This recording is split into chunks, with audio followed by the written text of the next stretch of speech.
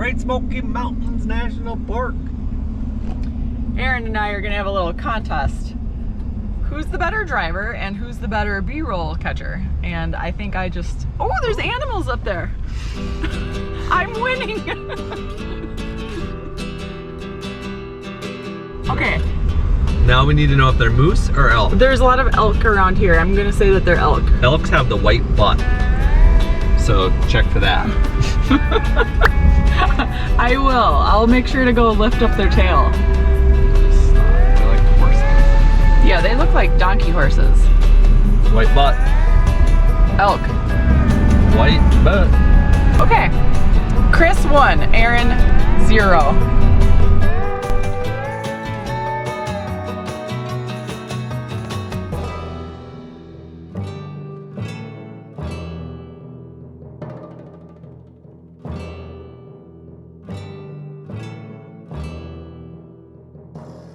Break-in period complete. 1,000 miles ready to tow. If you need to hook something up, we can help you. But we gotta drop our bikes off first. And we don't have any experience towing. Yet. So don't trust us with anything expensive. We just checked in. Actually, we couldn't check in because we were 11 minutes after check-in time. So we're doing a self-check-in. We picked our spot when we signed up and paid. We did opt for the RV site, and I'm glad we did because these tent sites have the pads that we were worried about, that you must put your tent on a pad, and if you don't, you can get kicked out. You're in violation of policy, and we can't do that. So we have to go in his RV. I put us as a motorhome, and I just think that makes sense. There's our site right there. Here we are. So we're on the passenger side. Yes. So we want to pull in, right? Yeah, that'd give us more space.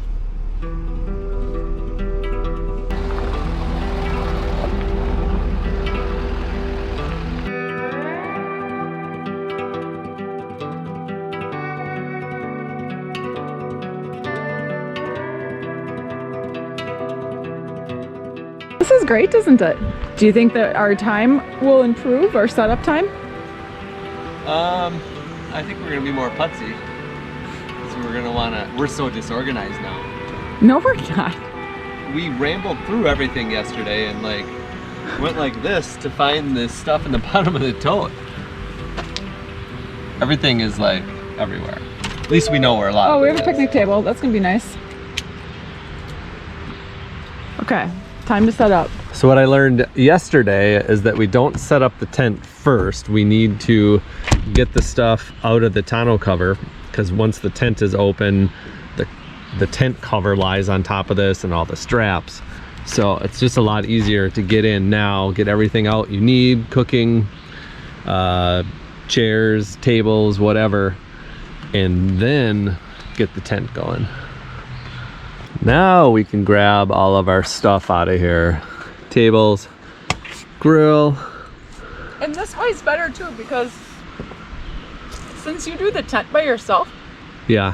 now I can set up kitchen and the other stuff, but like, so I'm not just wasting time. That makes sense. We are finding our groove. Yes. And let's call out the elephant in the room. This is way more complicated than the van. That's for sure.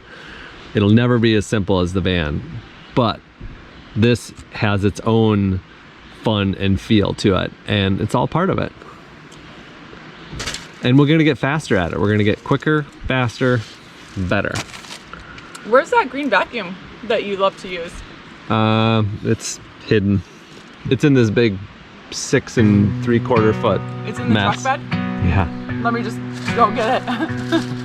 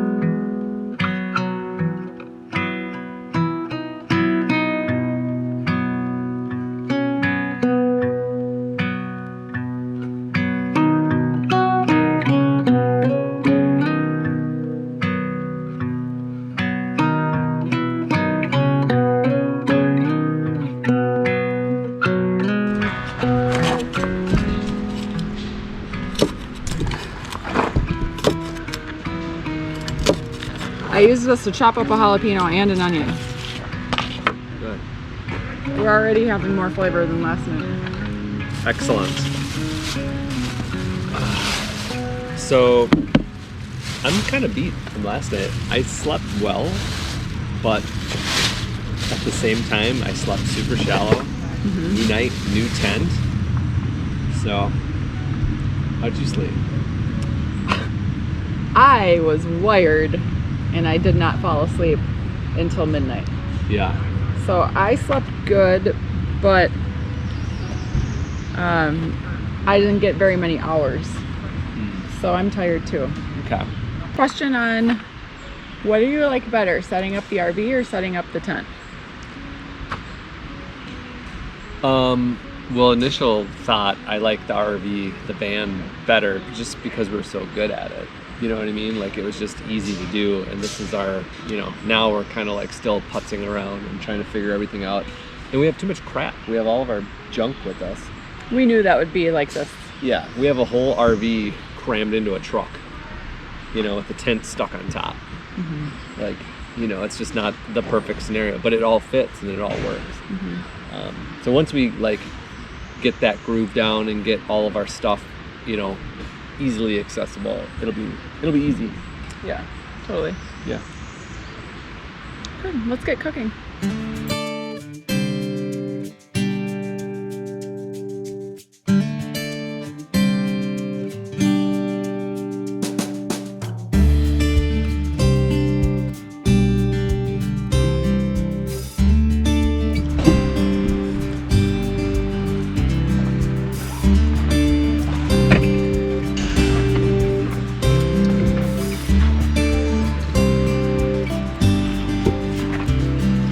So in the past 2 days, we've already been outside much more than what we would have in the RV. The Airstream was so comfortable inside. It was so nice. We didn't want to leave it. And it had everything you'd ever want. We had all the power, All the water, comforts. bathroom. For a full week, we were perfectly fine in there, never leaving. But eventually what happened, and this is my fault and your fault, our fault. Like, I felt like my butt was always in that driver's seat, because Yes. it was. And I don't know, it didn't make me depressed. Like, I wasn't depressed, but I felt like I had just kind of flattened out, and we were no longer growing and expanding and like pushing our comfort zone. 2.5 years in 90 square feet, it's not enough space to live full time. It was forever. It was starting to become suffocating. It's an awesome extended, not vacation, but extended journey. Like, I mean, what a phenomenal way to live.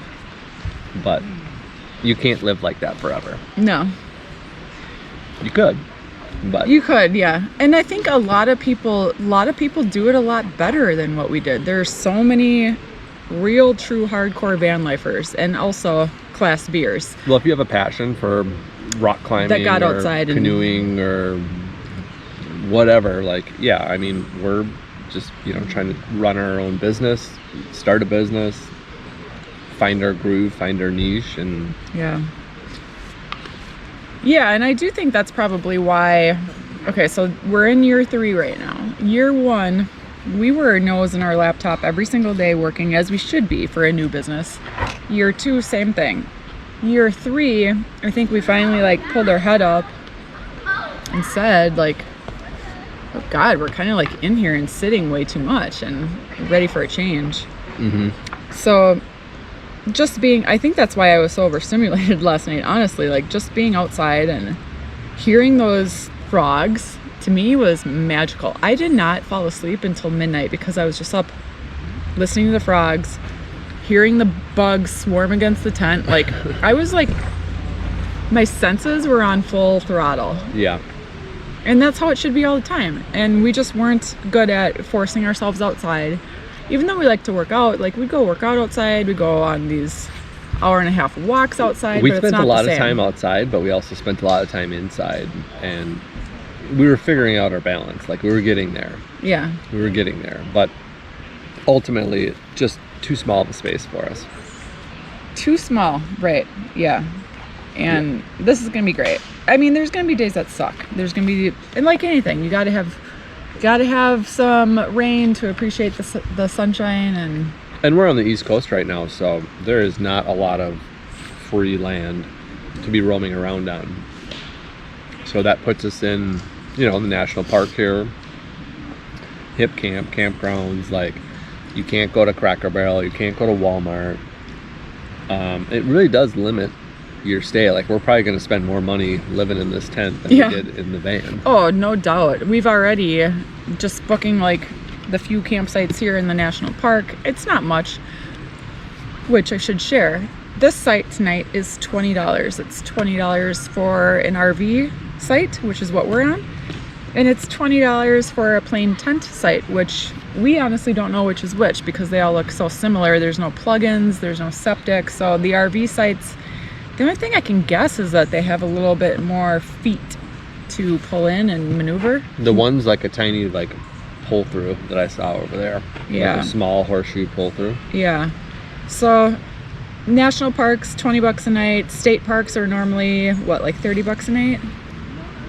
Depending. Hip camps as cheap as 10 to 20. And then even upward. There's I think some higher end ones. Harvest hosts are free, but we're not technically allowed to do harvest hosts because we're not self-contained. We're a tent. And we love harvest hosts, but we just don't fit their requirements.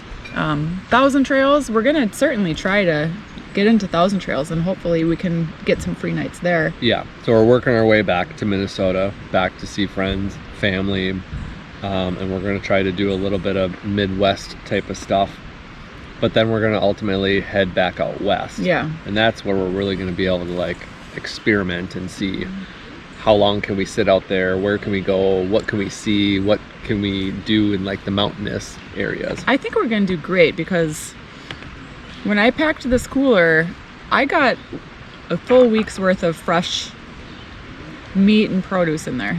We could easily last a full week on food. The water now, it's so funny. We're we're totally going through our bottlenecks. We have this experience where straight away into this, you crushed the electrical system because that was our old bottleneck. Well, we crushed that one here. We have the food under control. Next, it's the fresh water, which if we didn't have all of our stuff with us, we'd easily be able to double or triple our water. Yeah, which is simple. These big 7-gallon jugs are great. You have 2 of them, 14 gallons. That's quite a bit. Yeah. Throw in a third one if you want. 21 gallons in a truck tent. I think, we could easily go out there for a full week. Mm-hmm. Yeah. We could probably go longer in this than we did in the interstate. Who knows?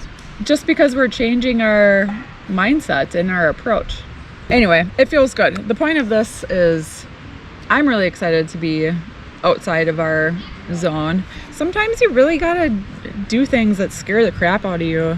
You were really scared about doing this, or uncertain. I don't think you could quite picture what it would be like. And we're not even into what it's like. Right now we're staying at campgrounds and things like that. It's gonna get a lot different. It's gonna get a lot harder. Mm-hmm. What scares me the most is the inclement weather, the uncontrollables. Yeah. So I'm still scared about that, and I'm scared about days where I just want to sit on a couch with a blanket and be lazy and not have to be outside and not have to schlep around stuff. Yeah. And there's gonna be days where I'm sure I'll be a complete monster. But we have lots of options, a lot of things we can do. Yeah. We'll be staying at friends' houses for a little bit. We'll be staying with family for a little bit. Minneapolis will be a unique situation because we are Minneapolis and Wisconsin. We had this planned a year ago to come visit every July. So if we break down and need to get a hotel for the night, whatever. Mm-hmm. It's not a big deal. Mm-hmm. Pull it together and get back out there. You pull it together. Take a hot shower. Get back out there. Yeah. No, it feels good. It's fun.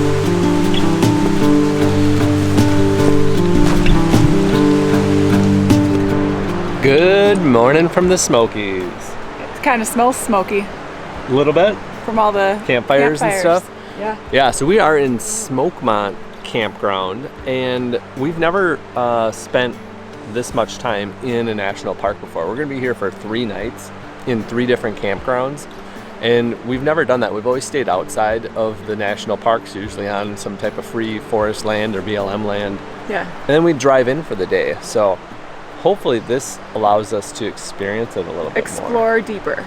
Yeah. Because driving in and out takes a lot of time. It can, and every park is kind of different. So we strategically did 3 campgrounds, one at the southern end at Smokemont. Which is where we came in from. Yep, so we'll be able to go to the visitor center and explore a bunch of stuff between here and more of the western side, which is Elkmont we're staying at, the western side.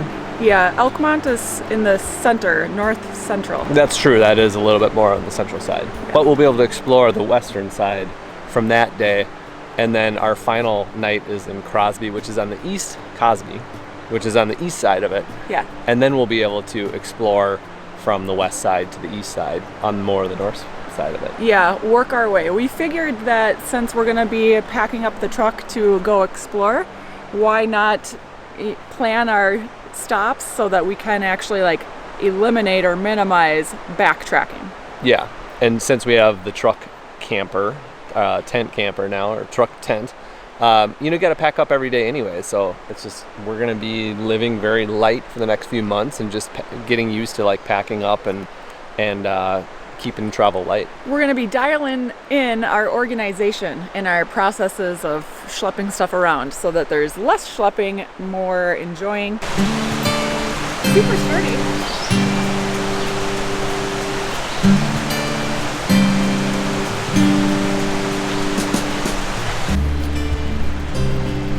We just got done with our trail walk. It was super short, really fun, easy. Just a way to get up and move. And people are cooking breakfast around here. We're starting to crave hash browns and pancakes and just kind of like diner breakfast food. We don't have that. So we're just like imagining all the breakfast smells right now. For breakfast, we're gonna have some cold breakfasts.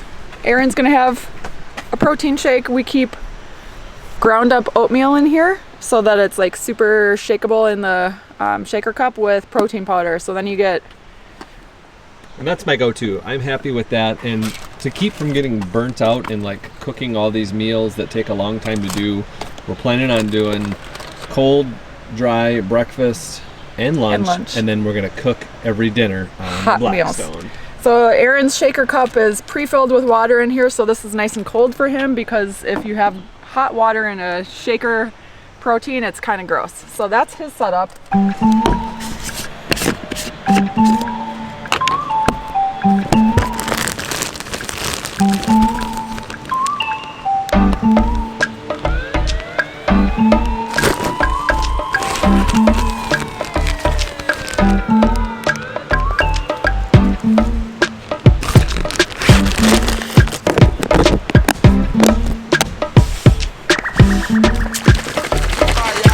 I am going to do a couple of my turkey sausages that I prepped, and I'm going to dollop some hummus on them. And I have no issues eating cold meat, so my breakfast is going to be some sort of meat with vegetables, and same with my lunch. I have cooked up chicken thighs in here for the lunches, which I shared with you guys when I was prepping. But as long as I have protein and veg, like I can just munch on veg and I'm good. And you know what? Even having the protein bars, the peanut butter, the pre-cooked chicken, those are also going to help us in situations where it's raining and or super windy and we can't cook a hot dinner. We have plenty of food to eat. But we do have the clam for those situations too, to cook in the rain. But you never know, if it's so nasty out that you don't even want to battle in the clam, we have enough food options where we can just eat whatever we got.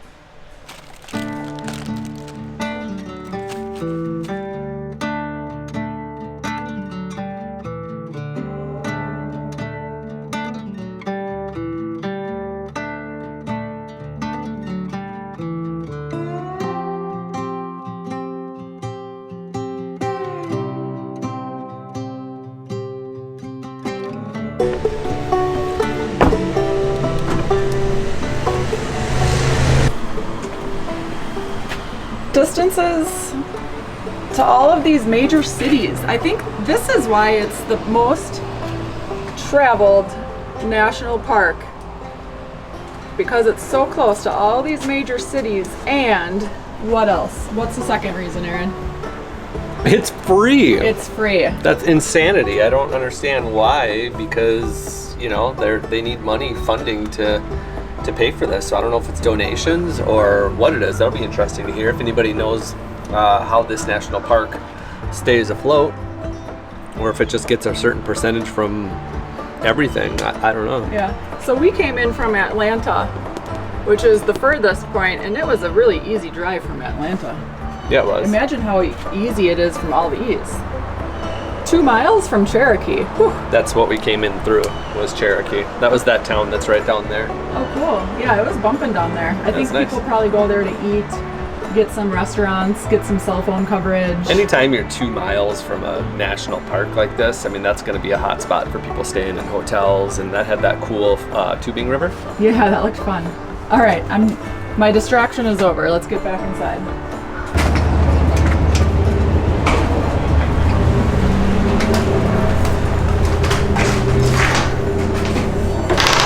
Thank you. It's nice in here. If you have to choose between if you want to Clingmans done today or tomorrow, green metal, or is it also ridge? It's pretty high. There are some places where you get really wonderful views, and then there's other places.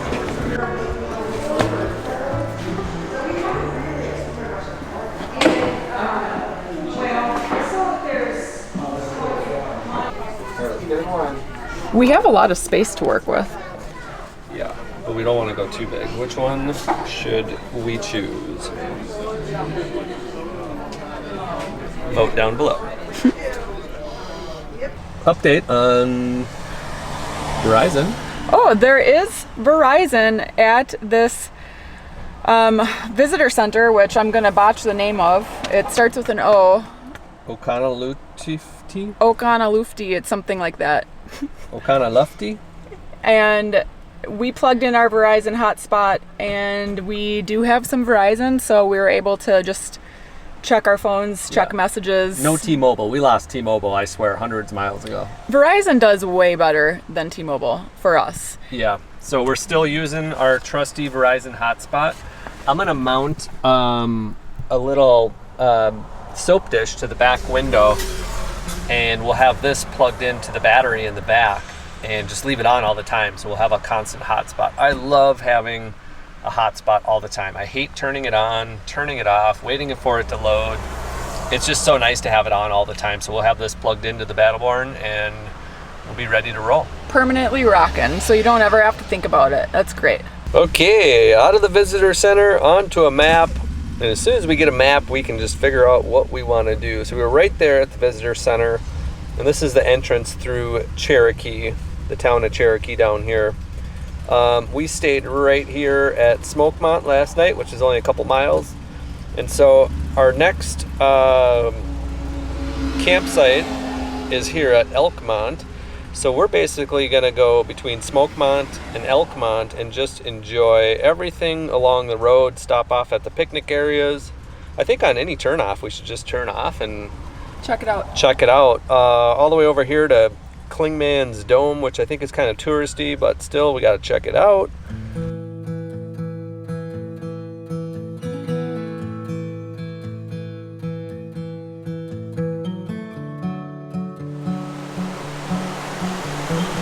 Now that Aaron is going to be doing more driving, that means I need to be doing more filming. So we're basically cross-training into each other's professions here.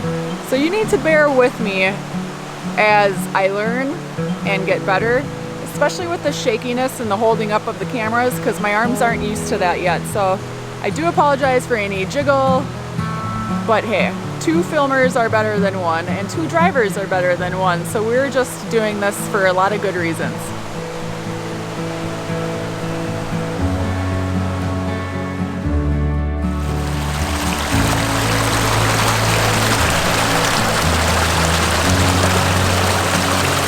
Water here is so clean and clear. And it has such pleasant like sound to it. It's not too rushing or too quiet. It's like that perfect little soft bubbling brook or like rushing brook. That's what we fell asleep to last night. That's Yeah. why we slept so good. Yeah, we had our own water machine. Sound machine. Great. So we're on the Gap Road, the newfound Gap Road, and you can see little tiny glimpses of the magnificent view behind Erin. So once we get to a pull-off, I think we're going to be overwhelmed by the view.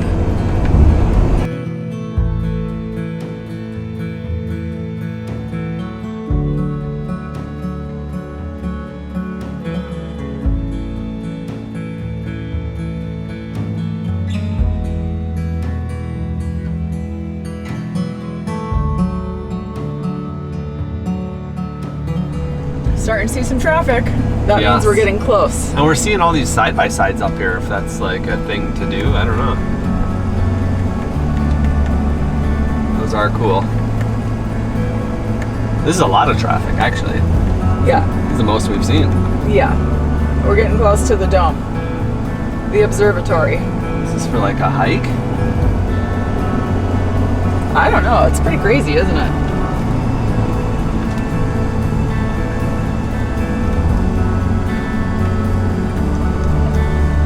Oh, well, there is somebody behind you. Just take that one and give a look at that.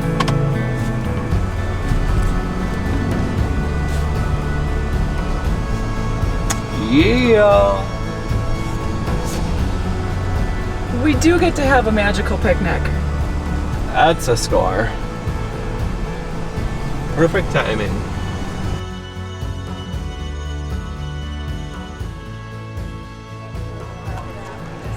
6643. Highest mountain in the Smoky. Oh. Let's walk up there.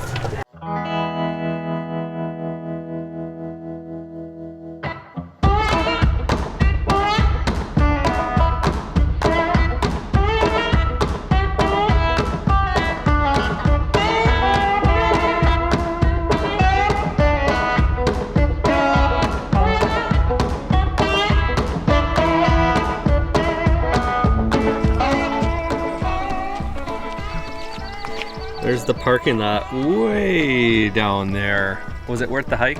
Yeah, it was. I think that, I don't know for sure, but I would guess this is the most populated attraction here because it is high up. You're right by Appalachian Trail. You're right by the divide of Tennessee and North Carolina. The Appalachian Trail is the longest trail. It goes 2,200 miles all the way from Maine to Georgia. And only hardcore hikers can handle 2,200 miles, but they do stop here and they do go up onto that observatory dome just to take in all the views. It is pretty amazing. Yeah, it's beautiful.